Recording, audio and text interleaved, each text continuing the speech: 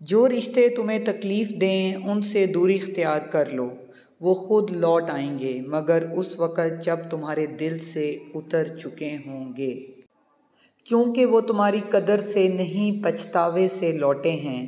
جس کی دی ہوئی تکلیف سے تم آج رو رہے ہو وہ کل تمہارے پچھتاوے میں روئے گا۔ کبھی کبھی مکمل ہونے کی خواہش میں ہم پہلے سے زیادہ ادھورے ہو جاتے ہیں۔ زندگی کا سب سے اداس لمحہ کسی ایسے شخص کو اللہ حافظ کہنا ہے جس کے ساتھ آپ زندگی گزارنا چاہتے ہیں۔ آہستہ آہستہ انسان دوسروں کو قائل کرنے کی کوشش چھوڑ دیتا ہے اور اسے سمجھ میں آ جاتا ہے کہ کس کی کتنی پرواہ کرنی ہے اور کس سے کتنا فاصلہ رکھنا ہے۔ زندگی سب کچھ تو سکھا دیتی ہے۔